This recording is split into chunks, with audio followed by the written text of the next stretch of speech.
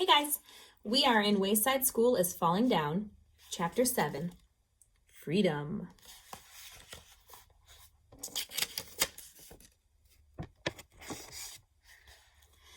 Myron crumbled a cracker on the windowsill next to his desk, then looked away.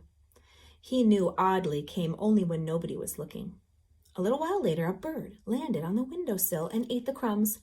Myron watched him out of the corner of his eye. He was a black bird with a pink breast. Myron had named him Audley. Is that your dumb bird again? Asked Kathy. No, said Myron. Audley is not my bird. I don't own him. He doesn't live in a cage. Audley is free. You're a bird brain, said Kathy. Myron watched Audley fly away. It made him sad and glad at the same time. He wished he could fly away across the sky with Audley. Audley probably thinks I live in a cage, he realized. Whenever he sees me, I'm sitting at the same desk. He probably thinks this desk is my cage. So Myron got out of his chair and sat on the floor. Myron, what are you doing out of your seat? Asked Mrs. Jules. I want to sit on the floor, said Myron. Several kids laughed. Get back in your seat, ordered Mrs. Jules. Myron reluctantly returned to his desk. I do live in a cage, he thought. I'm not allowed out. I have to stay in my cage until the bell rings, and then I have to go down the stairs. And then when it rings again, I have to go up the stairs. Then when it rings again, I have to go down the stairs. Then when it rings again, I have to go up the stairs. I'm never free. The bell rang. Myron went down the stairs. It was so crowded with kids rushing to recess that he couldn't stop if he wanted. It was as if someone had lifted his cage and was carrying him down the stairs. The bell rang again. Myron went up the stairs. At lunch, the bell rang again. Myron went down the stairs. After lunch, the bell rang. Myron stood at the bottom of the staircase and looked up. No, he declared. I won't go. I have to be free. As all the other kids rushed past him, he eased his way around to the back of the stairs. As everyone else went up, Myron went down to the basement. He nervously walked down the creaky old staircase. He didn't know what he'd find or what would find him. He had heard that dead rats were living down there, or worse, maybe even Mrs. Gorf. Mrs. Gorf was the meanest teacher Myron had ever had. She used to be the teacher on the 30th story before Mrs. Jules took over. But nobody believed that Mrs. Gorf was really gone. Everyone said she was still lurking somewhere inside Wayside School. He stepped off the last step at the very bottom of Wayside School. It was too dark to see. Somewhere he heard a drip, drip, drip that echoed all around the cold and damp room. With his arms outstretched, he stepped across the gritty floor. His hand struck against a large, fat pipe above his head. The pipe felt like it was covered with 1,000 spider webs. Still, Myron kept his finger on the pipe as he walked so he wouldn't get lost. As long as he stayed with the pipe, he knew he'd be able to find his way back to the stairs. Something crawled across his hand. He shook it off, then continued walking. He thought he heard footsteps behind him. He stopped walking. The sound of the footsteps continued for a second, then stopped.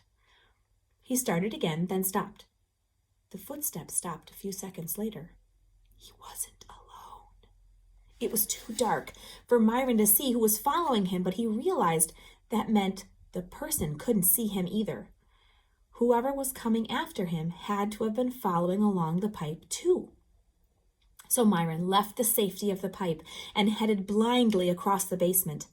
The footsteps continued behind him. He stopped. The footsteps stopped too. He bent down and then untied and took off his right sneaker. He threw it toward the other side of the basement. He heard it hit the floor. Then the footsteps started after it. Very quietly, he took off his other sneaker and then threw it in the same direction. He never heard his shoe hit the ground. The footsteps started after him again. He started to run, but slipped in his sock feet and on a spot of slime. His hands hit loud and hard as he fell onto the cold floor. The footsteps came hurriedly behind him. He held his breath and tried to be as quiet as possible. A light turned on above his head. He screamed! "I believe this is yours," said a bald man. He was holding Myron's left sneaker. Next to him were two men with black mustaches. One of the men held a black attaché case. Myron shook his head. "That's not my shoe," he said. "I never saw it before." The bald man glanced at Myron's shoeless feet. "What's your name?" asked the man with the attaché case. "Myron," said Myron. He regretted it as soon as he had said it. He wished he had made up a fake name. The man opened his attaché case and took out a notebook.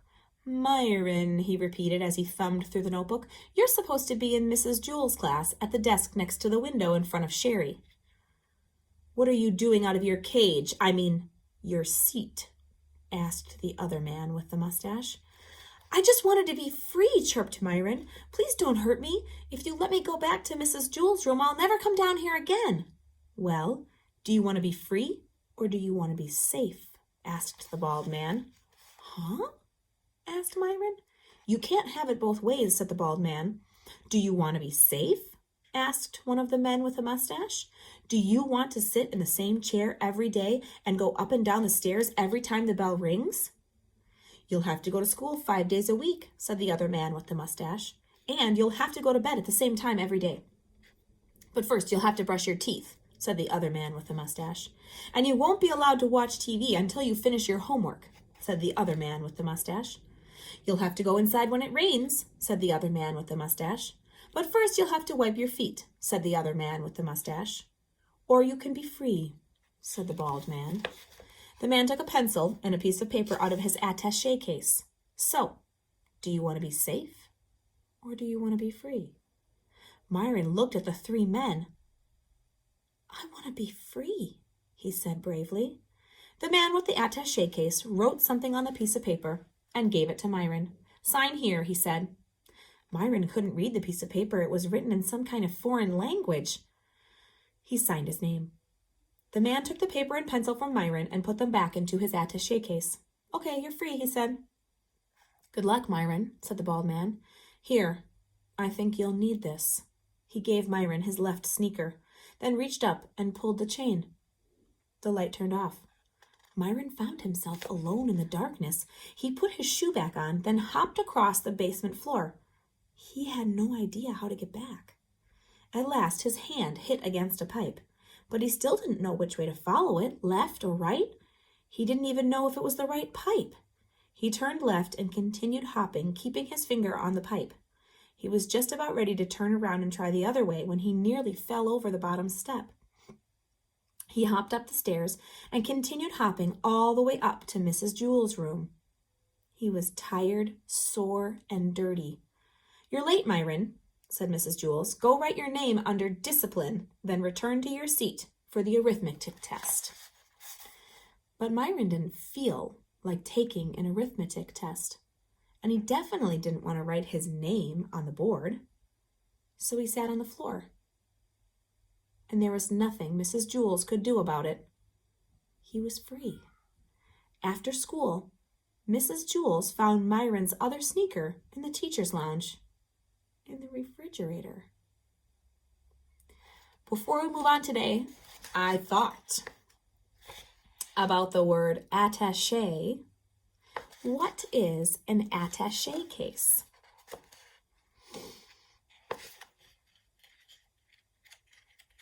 I'll spell it for you. A-T-T-A-C-H-E, attaché case.